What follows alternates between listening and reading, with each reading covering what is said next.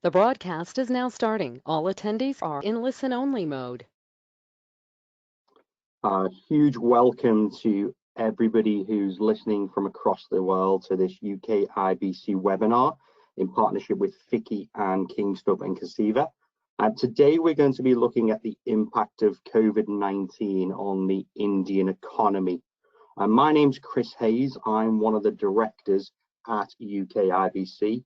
And first and foremost, I hope that you are all safe and taking the advice and guidance of your own government to protect your health and those of our vital care workers during this difficult times. Our thoughts and prayers are with the 1 million people worldwide who are battling the virus at the present time, including the Prime Minister of the UK, Boris Johnson, and of course the families of those 82,000 people who have so far died. Let's hope the collaboration and cooperation of business, universities and society will continue long after this virus has gone to help address some of the other challenges we face globally. This webinar is one of a number of webinars that we're doing, and the UK IBC is taking steps to ensure that our networks are kept as up to date as possible with the key business and government issues that are facing and coming out of COVID-19. Our next webinar is on the 16th of April, and we'll look at university social responsibility and how universities are playing a vital role in taking dialogue on key issues to implementation. Details of that will be sent out shortly to enable you to register for that. Also, please feel free to join us on Twitter. You can see on the screen our Twitter handle is @UKIBC. You can also see that FICCI India's Twitter handle is on there as well. And of course, Kingstub and Cassiva are on LinkedIn as well, so feel free to join their group. You can also log on to our website for our newsletter, which goes out on a monthly basis. And you will also find our previous webinars that are on there, which include topics such as protecting your IP in India, employment legislation, and of course the recent updates to the bankruptcy and insolvency code.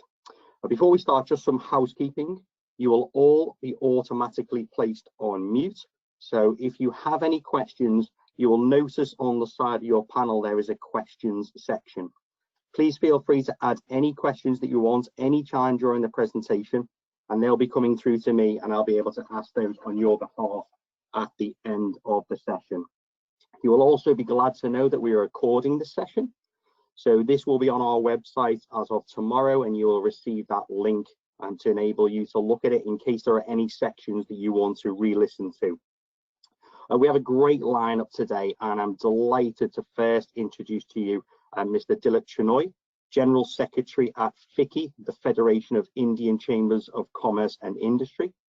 Dilip has been the Secretary General now at FICCI for over 2 years, and as I'm sure you'll know, FICCI is the voice of Indian business and industry, from influencing policy to encouraging debate, engaging with policymakers and civil society. FICCI articulates the views and concerns of industry. Dilip, I know you've got an excellent presentation to talk about some of the surveys that you've been doing, so over to you. Thank you. Thank you, Chris, and good morning to those in the UK, and good afternoon to people this side of the world. I want to echo Chris's sentiment about hope that you're all safe and keeping safe. Keep safe, keep indoors. And our thoughts and prayers are also with all your families and your extended organizations wherever they be in the world. So I want to first begin by thanking UK IBC for partnering in this initiative. I think this is a great way to communicate. I see that there are already 44 participants online. I think my presentation, what I'll try to do is cover it briefly. One is, the COVID-19, what is the global crisis, what are global forecasts, what's the Indian forecast, what's the impact in different sectors.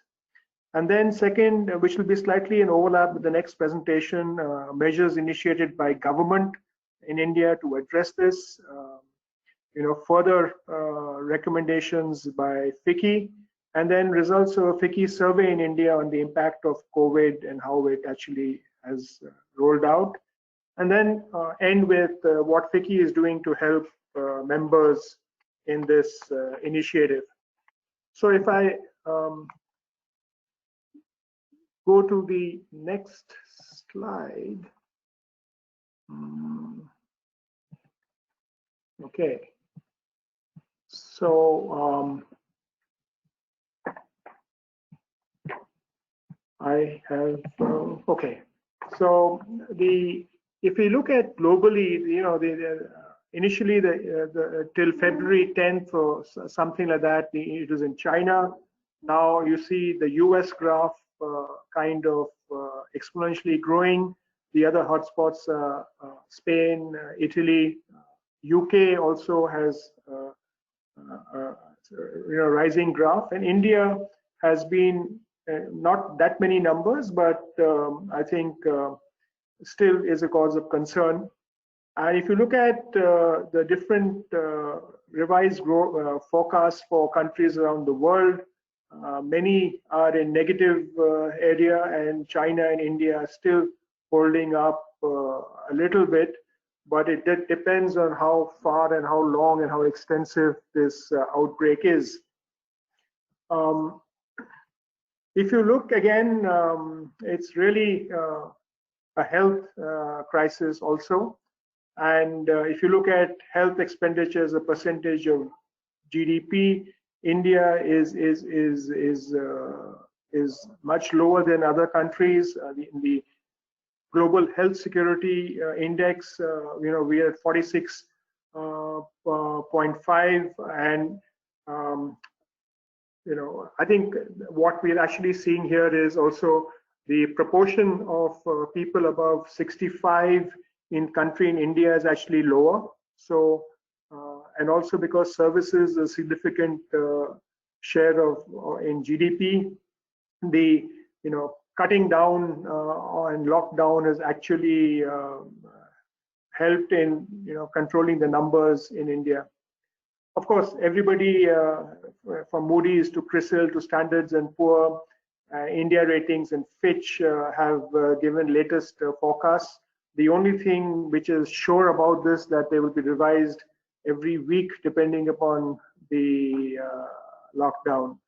So you actually have demand, supply, and kind of production, and the impact on industry has been multifold. Initially, in the early days of February, the whole thing was imports of APIs and imports of solar panels, etc.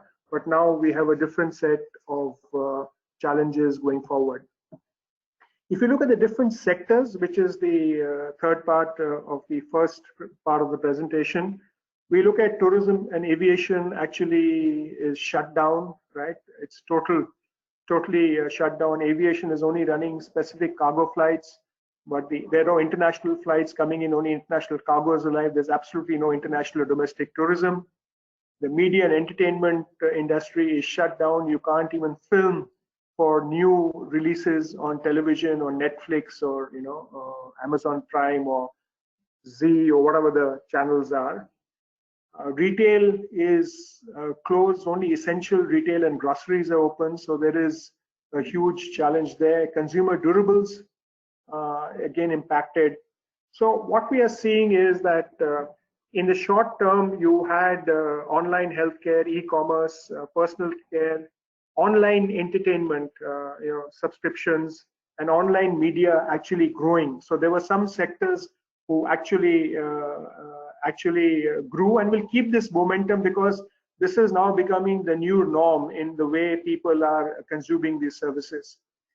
Some others like food, telecommunications, utility services, retail, pharmaceuticals have spiked in the short term and maybe will last for about 6 to 9 months. And of course, a number of things which are hit in the short term, which is apparels, beverages, insurance, agriculture, chemicals, mining and metals, services are hit in the short term and will hopefully recover in the long term. But there are some sectors which are hit in the short term and will take from 12 to 24 months to recover, including restaurant and food services, transportation and tourism, logistics because of different reasons, entertainment and education, which is offline, and whole lot of auto ancillaries, real estate and consumer durables. So FICCI had also done a survey, and a lot of people, nearly 61% felt that actually 81% felt it will be very high to moderate, and only 9% said very low and 10% said low. And it actually goes back to the sectors that I just talked about. Everybody, 73% actually felt that there's going to be impact on order book. Really 8% look is going to be increased. These were pharma and online delivery, etc. Cash flow, significant portion felt is going to be a problem, and 63% at that time felt the supply chain was impacted due to the COVID pandemic. I think this number will go up because it is really changing as we since the time we did the survey. So the government of India and RBI announced relief measures. The first one was on the 24th of March, where the finance minister announced procedural changes in terms, and this is covered very well in the next presentation, so I will not talk about it. They also announced a $1.7 trillion stimulus package for the economically weaker and vulnerable sections in terms of direct benefit transfer, replenishing of gas used by women, support to self-help groups, support to elderly people, support to pensioners, and support to women. So that was the whole package there. They also said they'll front load the direct benefit transfers to the farm sector. The third set really came in by RBI on the next day, which talked about reducing the repo rate. Industry is not very happy with this, but actually in the current scenario, interest rate change will not make such a difference other than, the banks were permitted to allow 3-month moratorium for EMI payments on term loans, etc. They did not talk about any interest halt at the moment. And of course, they talked about LTRO operations to improve liquidity and the cash reserve ratio to, again, to improve liquidity. Then the trade-related measures came on the 31st of March, which included incentives for goods exports and all of that. So on the right-hand side of the slide, we actually said, which were the FICCI suggestions considered by government and RBI fully and partially. There is a whole set of further recommendations from FICCI, which are with the Prime Minister and with the Finance Minister, a lot of people in the government, and Mr. Ranade has really helped us in formulating a lot of this, so he may talk about this later. First is really what was done for the in the first tranche for the bottom of the pyramid. I think the understanding was that the lockdown may continue for a specific period, but the impact is longer, so we need money to be injected for relief and rehabilitation across all levels. We are looking at setting up a revival fund, which will promote scientific research and create self-sufficient industry clusters with value chains for products where India has high import dependence, and then look at a phased opening up of the economy and restarting growth, fundamentally dividing India into different zones, looking at the patients and moving outwards. So red, where there are currently increasing cases, yellow, where the only active cases and new cases, and green, where there are absolutely no cases and there's no history. So open up economic activity in the green in a phased manner, and different strategies for the yellow and red, and get everybody to move first from red to yellow and then yellow to green there. And the demand side interventions also have been listed out on the slide. A lot of agriculture, food grain to be released. Again, more funds transferred to state to supplement their efforts to cater to the immediate needs of the poor. and need to accelerate infrastructure spend of 1.7 lakh crores. It's very interesting. There was a story from Telangana that they're focused on completing the flyovers because there's no traffic on the road. So there is a flip side to this also. And then for ensuring food security in the future, look at agriculture warehousing and cold storages. There are other sets of recommendations from FICCI about interest-free collaterals for MSME companies for a period of 12 months. I think the loan which has been announced, waiver which has been announced by RBI should be made a directive.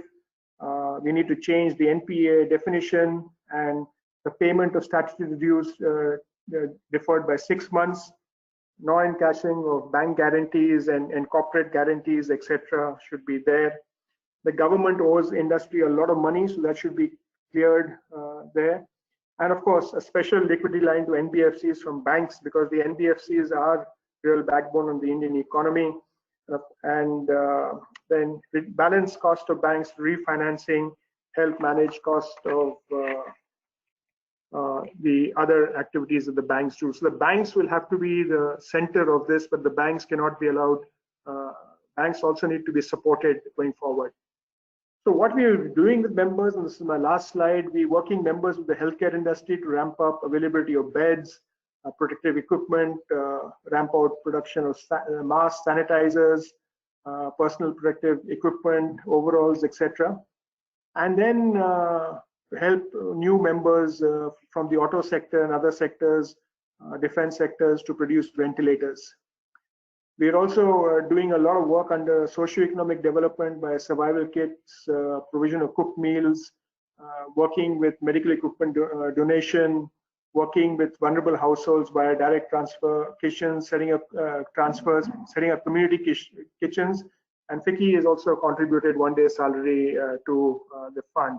But what was very interesting, we appointed FICCI nodal officers in each state for facilitating the movement of essential commodities, to ensure that inter-district movement happens. And we really worked between, acted as a link between suppliers and buyers on essential commodities, including medical equipment. We also did a continuum of goods and services under essential categories and shared it and worked with it. And of course, we created a link with the state government nodal officers, and all the recommendations that we just shared with you, we flagged those and share this with government to enable the constant dialogue to happen. Interestingly, one of the most well-received things was, in the initial stage of lockdown, no newspapers were going. So we sent a lot of members an e-paper tying up with one of the newspapers. And actually, that's what got us a lot of things, because people were not getting authentic news. So I thought I'll stop here, and this is the end of my presentation. Thank you very much for listening to me, and we'll take questions whenever they are scheduled. So thank you. Dilip, thank you very much for that. I think that was a very insightful introduction to that. I think it was quite interesting to hear about those areas where the acceleration of obviously infrastructure development, particularly in terms of the cold storage, which I know is something that India has been trying to look at for a long time. So some green shoots coming out from that. I think it was also interesting to see your presentation on the 2% growth that is forecast. I was on a presentation a couple of days ago. Other economists are talking about 0% to 2%. So I'm looking forward to our conversation later on to look at that. Just as a reminder to everybody, you are able to ask any questions during the presentations. If you tap into your question panel on the right, and what we'll do is we'll save all those questions and we'll build all those up for the end Q&A session. Next, we're going to start to look at some of those government initiatives that are being put out in a little bit more detail, and look at some of those practical examples of what's happening to businesses. So it's been my great pleasure to introduce Jidesh Kumar, who is the managing partner of one of the UK IBC members at King Stubb & Kaseva. They are advocates and attorneys in India. They have a full service legal practice with 6 offices in India, including cities like New Delhi, Bangalore, Mumbai, Chennai, Hyderabad and Kochi. and also an international office that's based in Milan, Italy. So no doubt they all have had some direct experience of some of the challenges from that office. Jinesh is working directly with a number of businesses in India during this crisis, and we're delighted that he's agreed to share his thoughts and knowledge on the issue. So Jinesh, over to you. Thank you. Thank you, Chris, and thank you to all the participants for being able to join this COVID presentation. I hope all of you are safe and healthy, and as the government has recommended, and as recommended earlier by the presenters, please stay at home. And I think that's very important to ensure that the government controls this in a better fashion.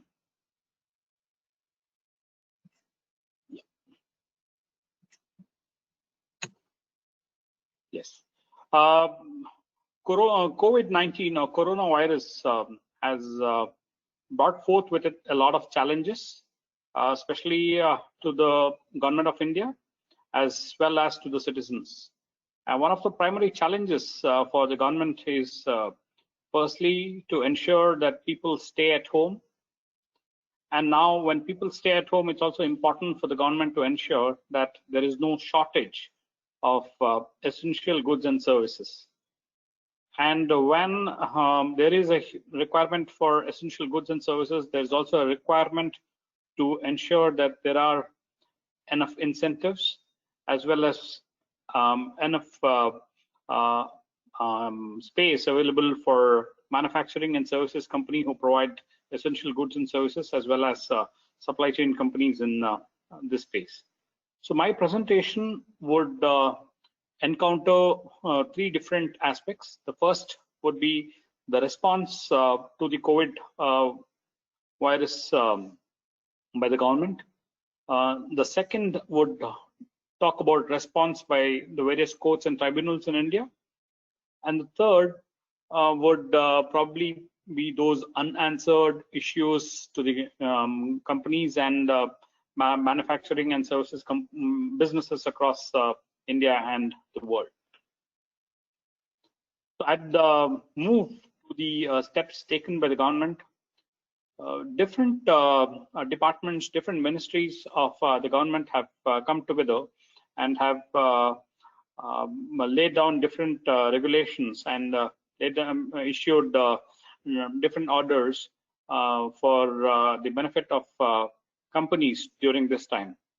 I think one of the leaders when it comes to issuing relaxations was the Ministry of Corporate Affairs. Ministry of Corporate Affairs has extended the dates for filing of annual company returns and other statements and returns to September 2020, as against the original date of 31st of March 2020. Also extending, also in order to support new companies, there is a mandatory declaration of commencement of business that needs to be filed within a certain period of time, and this is now extended to 12 months from the date of incorporation. So newer companies get that much extra time in order to file such declarations. A very interesting regulation that came about was relaxing the rules on video conferencing. So the board meetings can now be held via video conferencing. The government also has come out with an interesting scheme called the Companies Fresh Start Scheme 2020, along with another scheme called the Limited Liability Partnership Settlement Scheme. So these schemes provide opportunities for new companies, for existing companies and LLPs to take advantage of the scheme. The government regulations, the MCA relaxations also extend to also providing for extension of time for board meetings. So what used to be a mandatory requirement of holding board meetings within a prescribed interval, this has now been extended to an additional 60-day period for the next 2 quarters. Also, independent directors of the companies are now not mandated to hold the meeting of independent directors for the financial year 2019-20. So what it means is that independent directors were supposed to hold meetings without the executive directors, and now during this period they can hold these meetings along with the executive directors. So that technically means that this particular provision stays annulled for this year. Also, one more relaxation which the Ministry of Company Affairs has come about is the requirement of a mandatory Indian resident director. So this has now been exempted for the current year 2019-20. The second step taken by the government was done by the Insolvency Board of India, and this has extended the threshold of default under the Insolvency and Bankruptcy Code from Indian rupees 1 lakh to Indian rupees 1 crore. So this is to ensure micro, small and medium enterprises do not become insolvent and their vendors or their financial creditors or their operational creditors do not approach the NCLT for claims against them till such time the government comes with a notification either reducing this amount of rupees 1 crore or till such time the government comes with any other additional notification either reducing or increasing this sum. The third interesting step taken by the government is vis-a-vis the banking and finance on the banking and finance front. So Reserve Bank of India has been in the forefront of these things along with the Ministry of Finance. The first major thing is the Reserve Bank of India and the Ministry of Finance has reduced the bank charges for digital trade transactions for trade finance consumers. The second one is to bring about a repayment moratorium for 3 months on all term loans. It also has extended the date of collection of stamp duty through the stock exchanges and clearing corporation of India till July 1st, 2020. And as the earlier presenter said, the interest on working capital has also been deferred to 3 months. The government also has taken steps with respect to direct and indirect taxes, where government has extended the due dates of filing of GST forms, e-way bills, and Sabka Vishwas scheme. And these are extended to June and July 2020 on the basis of the taxpayers' aggregate turnover. So for companies having turnover of more than 5 crores, the due dates of filing is 24 June, so they are probably the earliest. And for companies beyond having turnovers of less than 5 crores, the dates get extended to 30th and 6th, 3rd and 30th of July on the basis of their aggregate turnover. The direct tax, the dates for filing of income tax returns and linking of Aadhaar numbers has also been extended, and in all cases it has been extended to June 30th, 2020.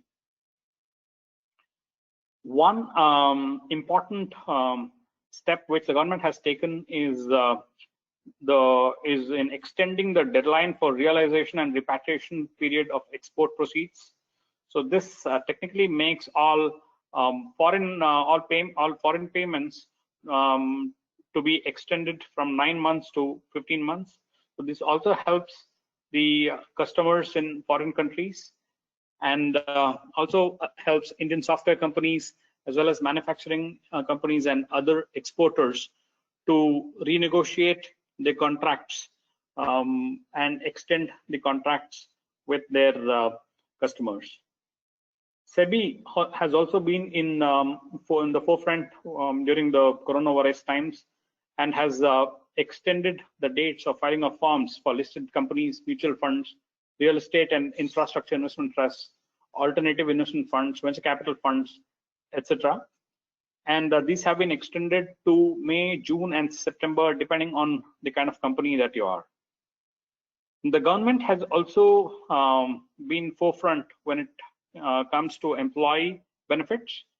The government has taken the initiative to contribute the entire 24% to the Employment Provident Fund for the next 3 months. Also, the date of receipt of employment state insurance has been extended to 30 days. And the government has also issued advisory to employers to not terminate workers.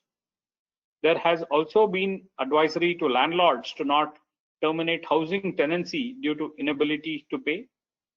This has also been reiterated by the ministers, the chief ministers of various states on television almost on a daily basis. And there is also an advisory to disperse wages on time.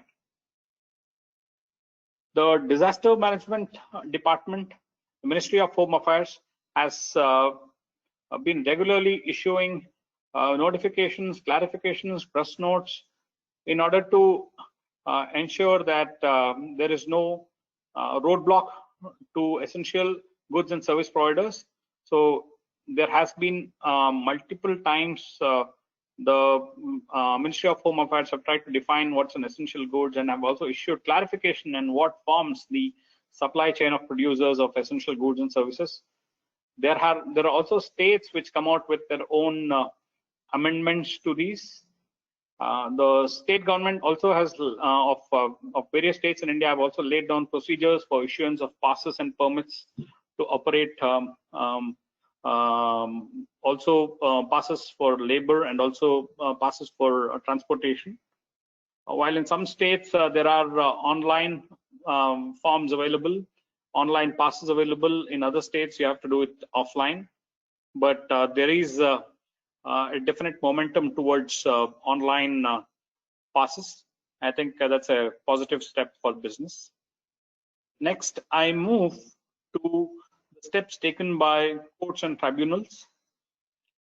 I think the biggest step that was taken was by the Supreme Court of India, where it used the powers provided to it under Article 142 of the Constitution, and has extended limitation periods of all appeals to the Supreme Court from high courts or tribunals till further orders to be passed by the Supreme Court. And the good part about this order is that it does not mention a last date, so which keeps it open-ended, and the Supreme Court will review the situation on a regular basis and will pass a relevant order as and when it deems fit, after consultation with the executive.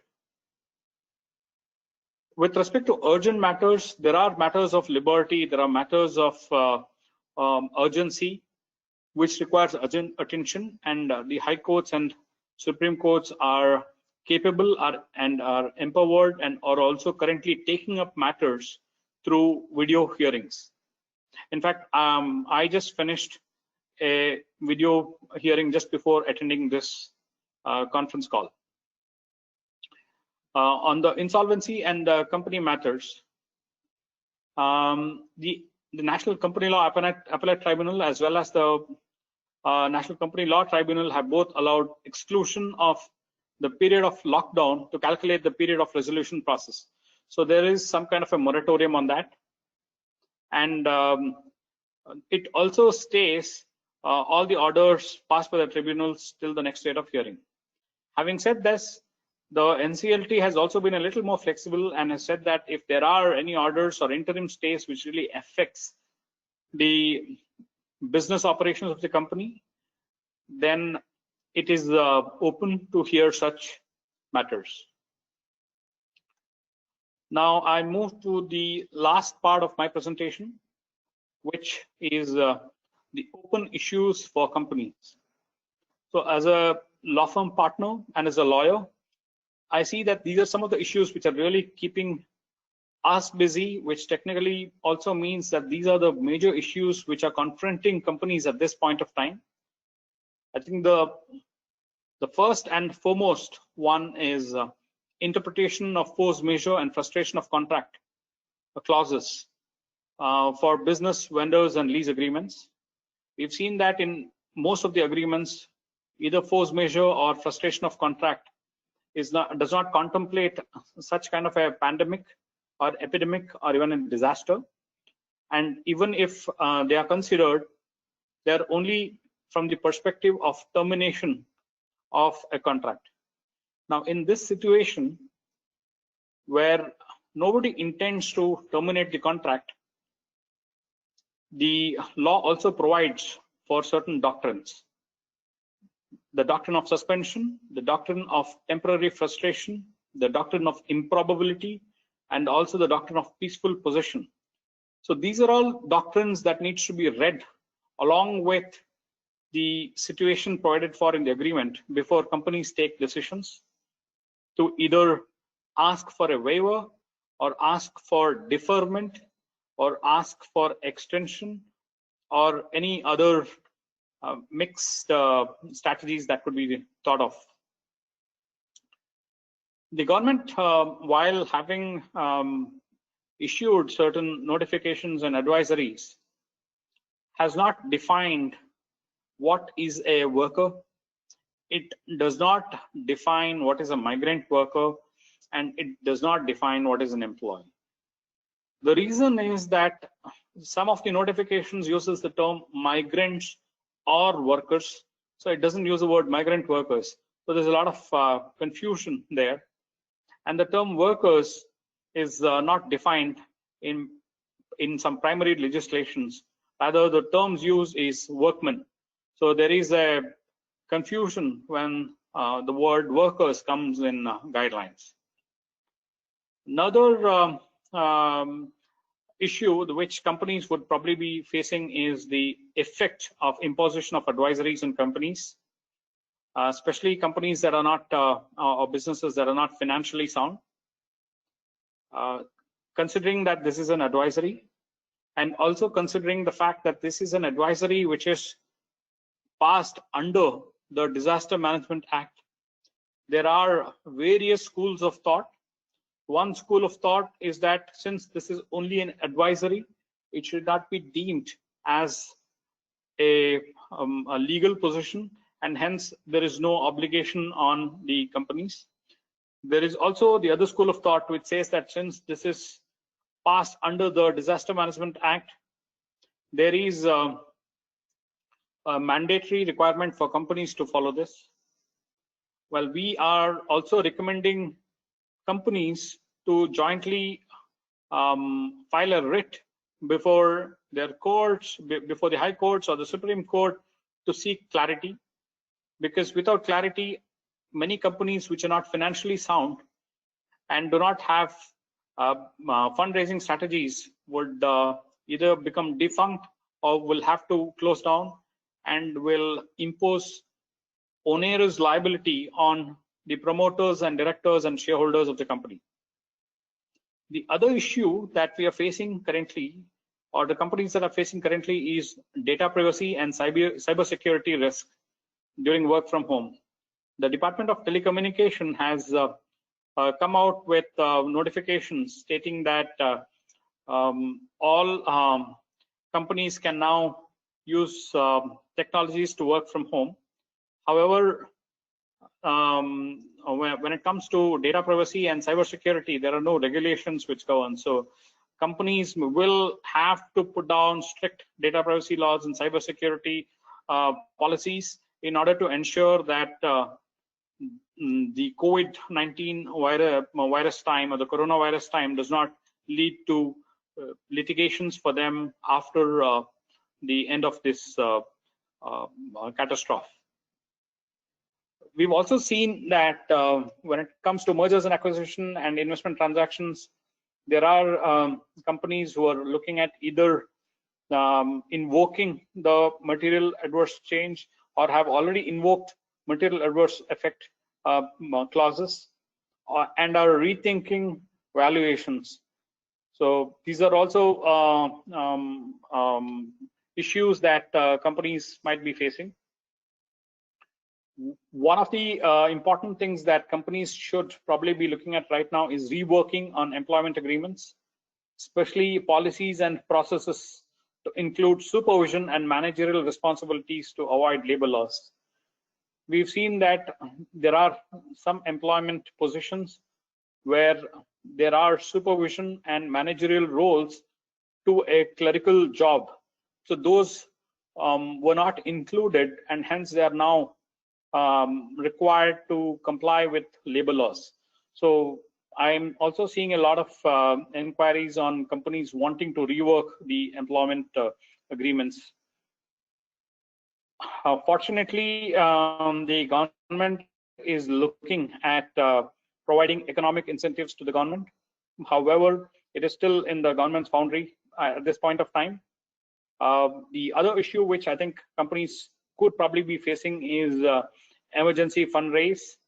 So it's important for companies to also ensure that they do not fall into deep traps and provide take loans at high interest rates. So I think all of these needs to be considered by companies. Yeah. So these are the points that I had to cover, and I now and this is probably the last slide of my presentation, and I now give it to Chris to take it up further from Perfect. Thank you so much for this. I think that was an extremely interesting overview of those initiatives that the Indian government has come, and it does pose a number of questions that I've got, which I'll put towards the end. And then finally, we've got our third panelist, and I'm delighted. Hello, sorry. Hi, Ajit. Yes, I'm delighted to introduce Ajit Randan, the chairman of FICCI, economist. He's the chairman of the FICCI Economist Forum, and he's the president and chief economist of Tabala Group, the Indian multinational conglomerate.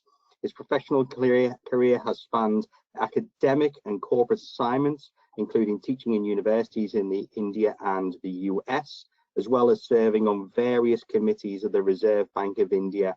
And he's also a member of the National Executive Committee on FICCI. Very much looking forward to hearing your commentary, Ajit, on the sort of Indian economy and your thoughts. So over to you. Thank you, Chris. Can you hear me? Yes, hear you perfectly.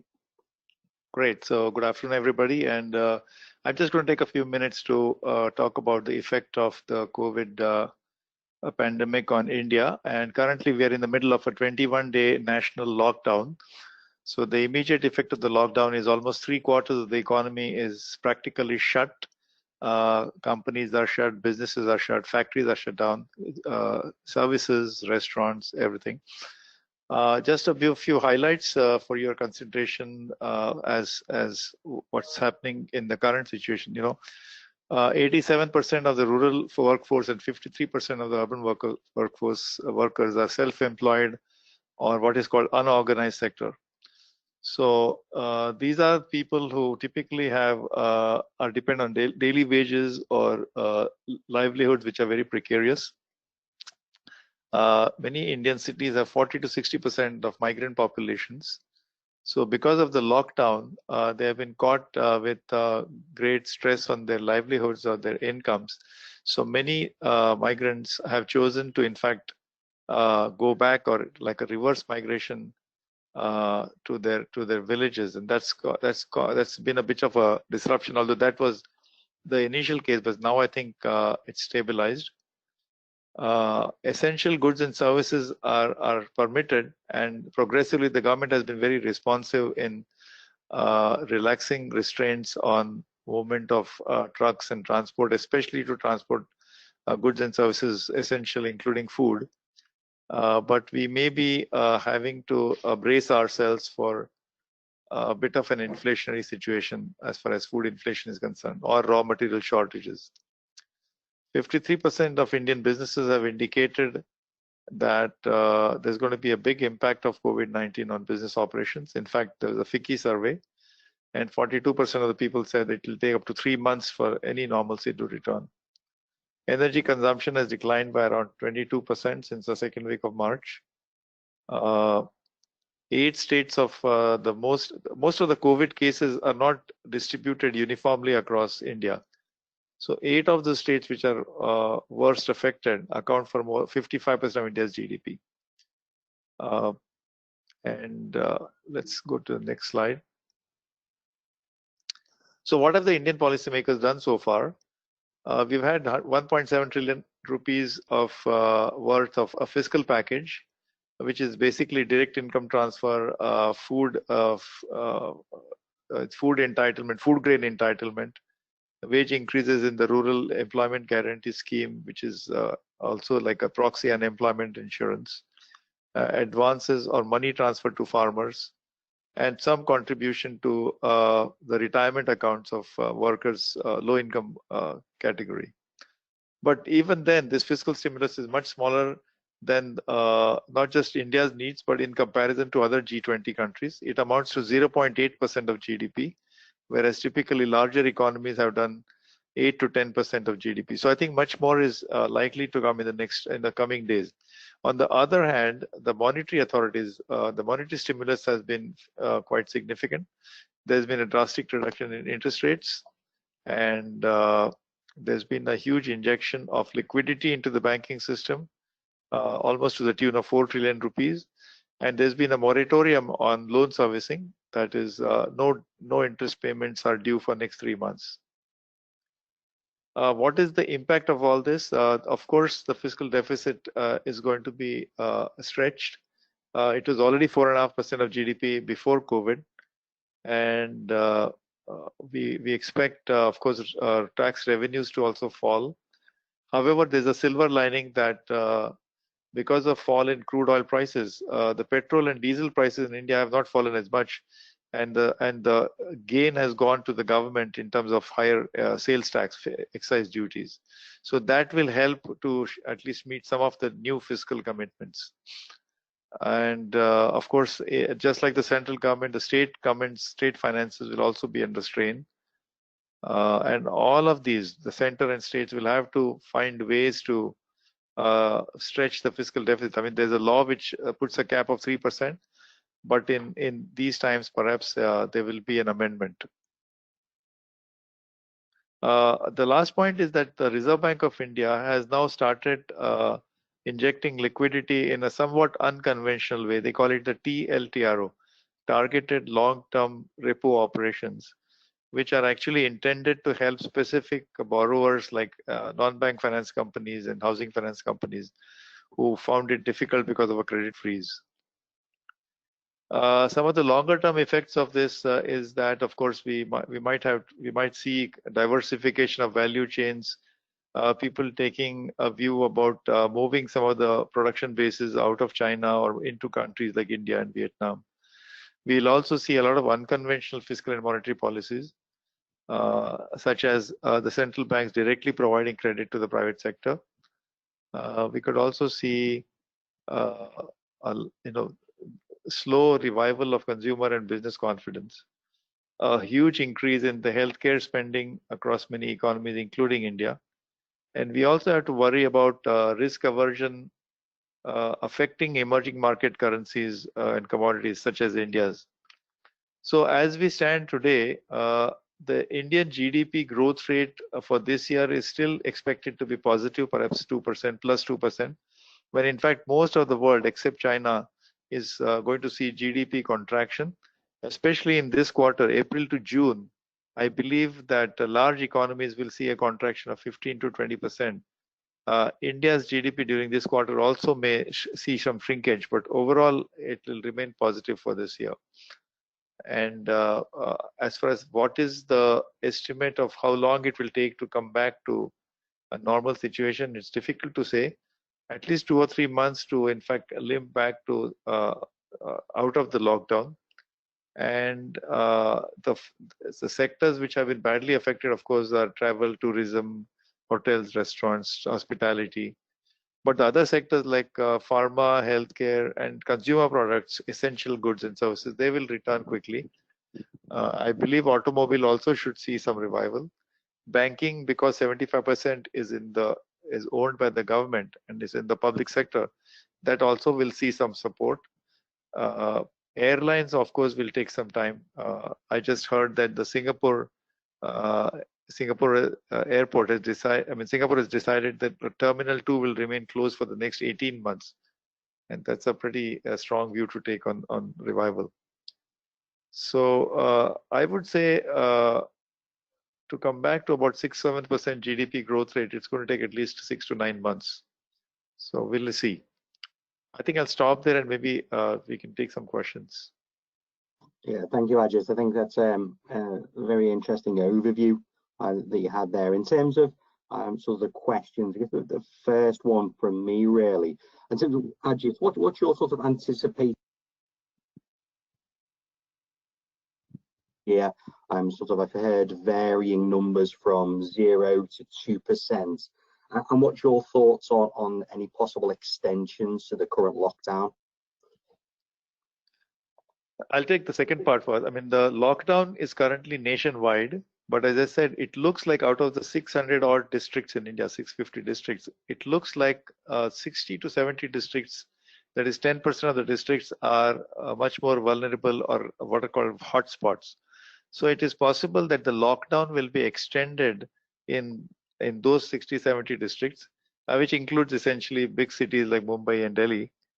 But for the rest of the country, there will be a progressive relaxation. That's my expectation, so that at least many sectors can resume operations, production, such as chemical factories, textile, coal mining, and of course, restoration of the logistics networks in terms of road and railways, at least in other parts of the country. Not all sectors will come on stream immediately, but certainly the essential goods and services on all their required supply chains and the input materials, that industry will start.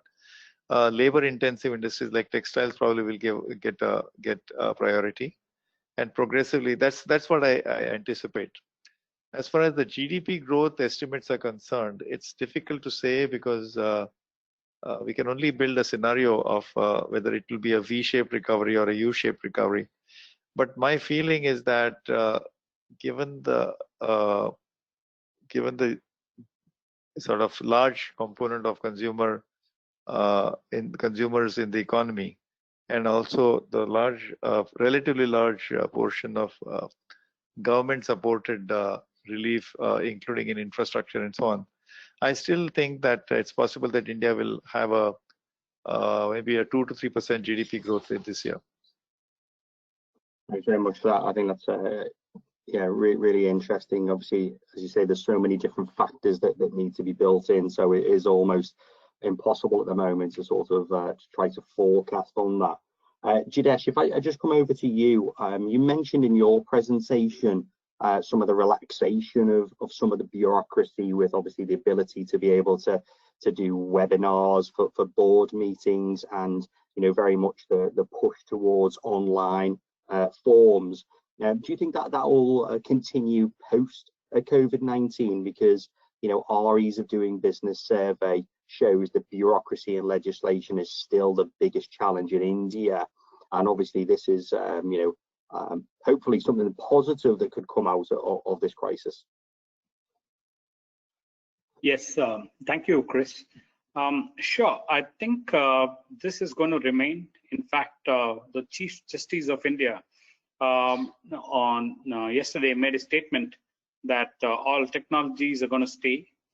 I think this is also going to be the same with the executive, which controls the Ministry of Company Affairs, which is the regulator for companies. And I am hopeful that it will continue. And I think this would also mean change in the way things are done in India.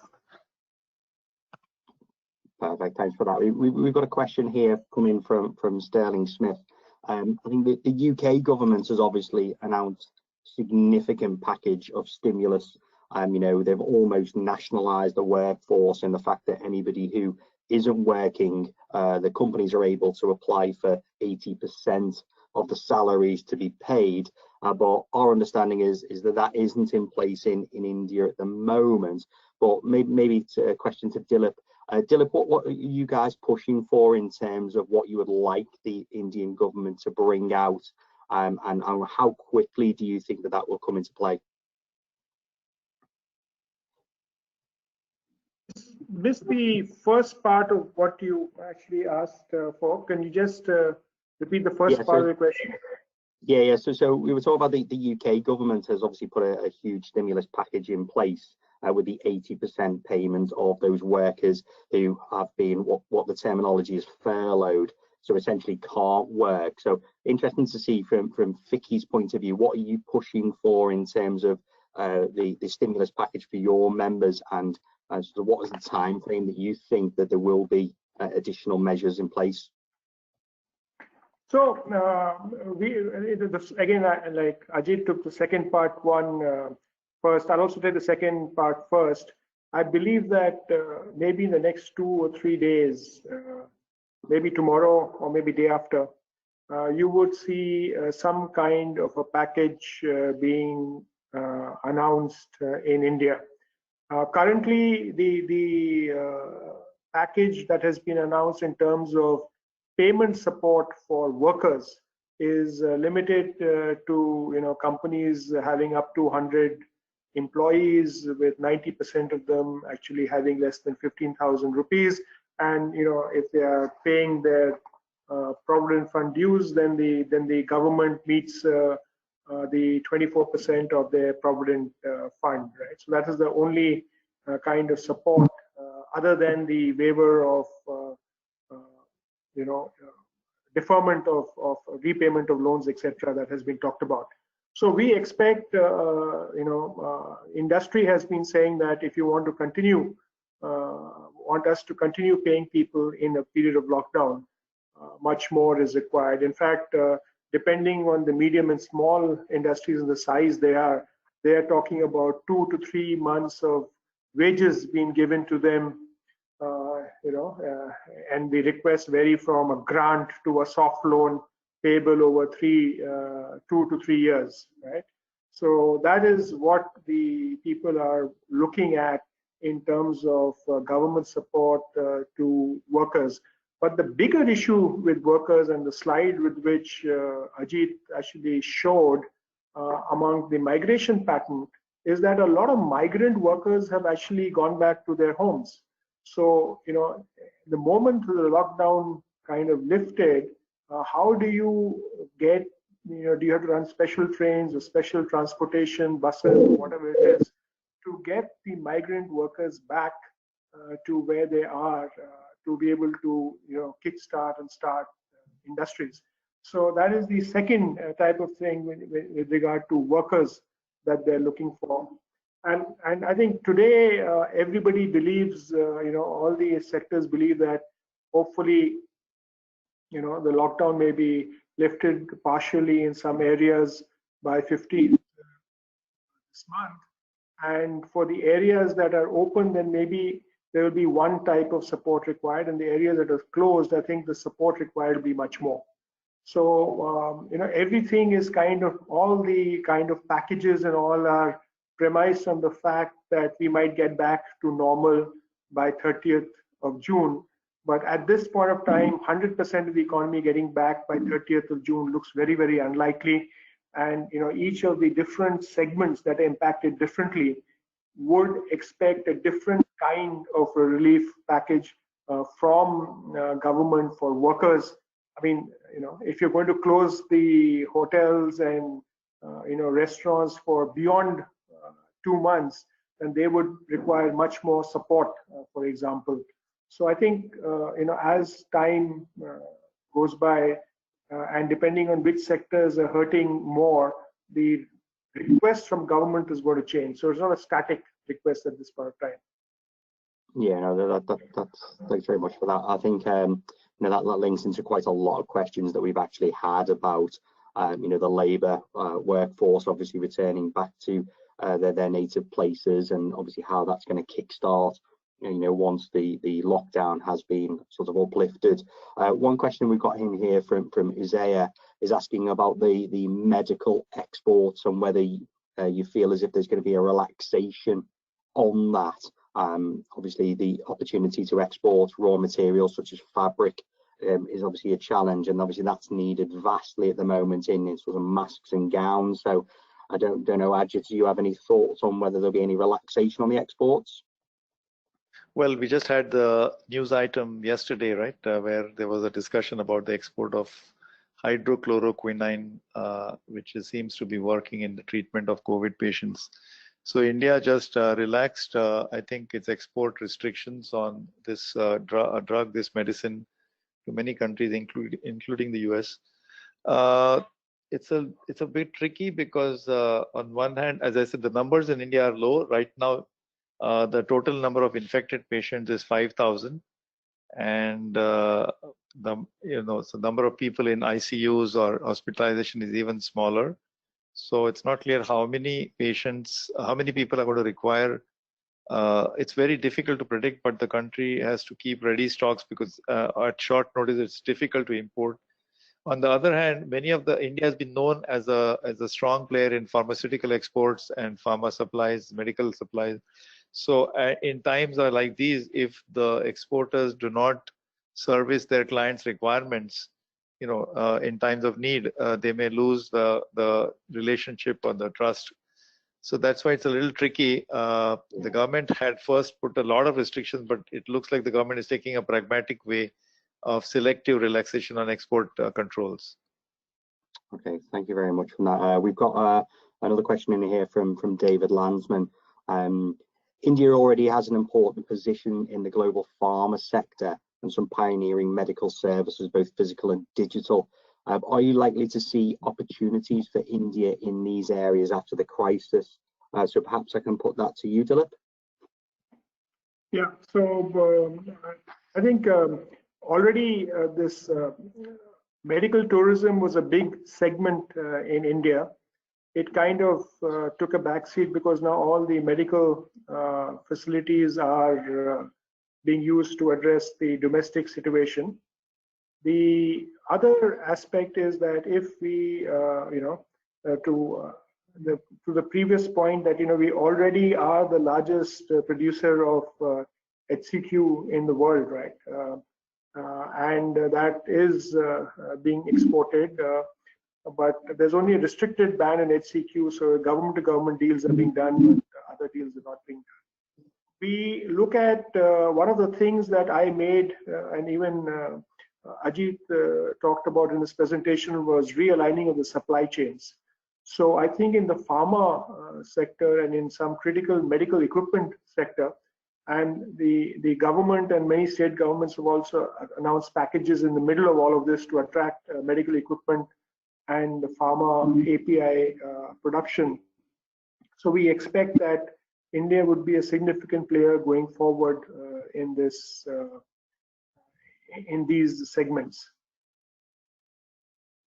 Thanks very much for that. Just a couple more questions. Hope everybody doesn't mind us slightly overrunning, but obviously this is such an interesting topic for everybody. One question that's come in from Dipanka and sort of links in nicely to a blog that I recently wrote on the business process outsourcing sector in India and what the impact would be on that. Jidesh, if I could come to you, please. I think you mentioned there, cybersecurity being a huge challenge at the moment. Obviously, lots of people are very important workers working for the telecommunication companies, and of course working also for the banks, providing the vital infrastructure services for all the online support that we all take for granted now. So Jidesh, what do you think is going to be the sort of the impact on the BPO sector, and how do you think the businesses are going to be able to look at that sort of cybersecurity issue? Chris, I'd like to come in after Jidesh. So, after he answers, I'd like to come in on this. Perfect. Yes, thanks, Philip. Jidesh? Sure. The BPO sector in India can be put into 2 or 3 different slots. I think the first one is BPO, which is providing services to essential commodity and goods companies in India, as well as those from outside the country. And second are those BPOs which are not providing services to non-essential services and commodities businesses in India, and also international companies which are operational in India.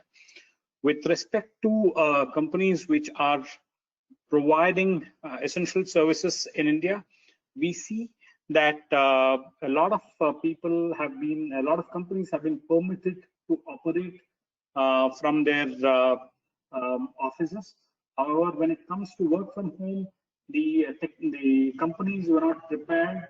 So I'd certainly state that it's important for the companies to have such kind of policies in place. They had work from home policies, but it did not. It was not prepared for an exercise of this magnitude. So I'd say that it's important for the companies to really be ready, and also make it contractually more stricter, because India's data privacy laws are in the offing, should probably be coming out in a month's time. And I think once that comes into play, a lot more things will come into place. But till such point of time, I'd still say that it's important to have very strong contractual restrictions. Yeah, Chris, can I come in? Yes, please. Yes, if you can comment on that, Dilip. Yeah, I think, what neither of us we missed out covering was that when this crisis hit, the first thing that the Ministry of Telecom and the government did was actually modify the order on other business services and allow them the facility to work from home without, extensive permission. Second, NASSCOM actually came out with extensive protocols on how to ensure security and how to actually ensure that there's continuous, there is no breakdown in any service provided to any client anywhere in the world, whether in India or anywhere in the world. And the third is that, the government and the state governments are actually working to make that happen. So, in some cases, people need laptops replaced and all. In Maharashtra, NASSCOM actually tied up with the Home Guards to deliver laptops and other aspects. And the one message that, India is sending out is, in this whole thing of IT and ITS services, we are all actually working together across governments, across industry, to ensure that there's no failure of delivering service to any client, whether in India or anywhere in the world. Fantastic. Thanks very much for that. I think, unfortunately, we're going to have to ask our last question now. And this has come from Sham, who heads up the West Midlands India Partnership. And he's asking about the manufacturing sector. And sort of as we come out of COVID-19, do you see an opportunity for India in terms of the Making India brand to sort of push? I think that globally there perhaps has been a realization that many supply chains are over-reliant on China. And obviously there needs to be a rebalancing. Obviously there's a double-edged sword for that, and the over-reliance on India in terms of business process outsourcing. But I wonder, from your point, Ajis, whether you think there's an opportunity for India post-COVID-19, and what sort of policies do you think India has to be putting in place now to sort of benefit from that? Oh, most certainly, Chris. Actually, even before the COVID pandemic, because as a consequence of the U.S. and China trade dispute, I think there were already a lot of companies thinking about some kind of a diversification of their production bases outside China. and there were many inquiries with India, and some of them had progressed. So this was happening in any case. The second factor which was helping this along was that China itself, as a conscious industrial strategy, is vacating the space of low-cost manufacturing. That is low-cost meaning labor-intensive, low-cost manufacturing. So that's part of a national rebalancing strategy, which has consequences of movement out of China. And thirdly, because of COVID now, many people are going to have a fresh, different perspective. So because of all these three reasons, I think anyway, there's going to be a migration away. And when it comes to labor-intensive sectors like textiles, leather, footwear, agro-processing, and also I would say tourism, which is not a manufacturing sector, it's a services sector, but it's a labor-intensive sector. These are very high potential sectors in India. And a fourth factor, I would say, is India's own conscious moving away from the way Indian policymakers have thought about global value chains and about movement of the supply chain from countries which are part of free trade agreement. India has a free trade agreement with the ASEAN 10 countries, with China, with Japan, South Korea, Singapore. What used to happen is that the earlier thinking was that if a commodity has to move across state borders, country borders, it has to have significant value addition, rules of origin, requirements. But now I think there's an understanding that even if there are value additions of 4 or 5%, so long as it's generating employment, it's very important to be part of regional and global value chains. So the happy news, for example, is that just a few months ago, India reported an export of some 100 or 200 million mobile phones, which has happened after quite some time. Those are, of course, there's an assembly operation, and perhaps the electronics comes from Taiwan or Malaysia. So if this is the trend, I think there is a tremendous scope for relocation of manufacturing base into India.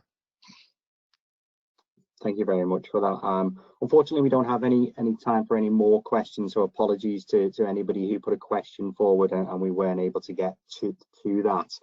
Just a reminder that this session has been recorded and will be emailed out to everybody. We'll also put a notification and a short blog up about some of the areas that we covered. Our next webinar is on the 16th of April, and as I mentioned, that's looking at university social responsibility, and so those details will come up back.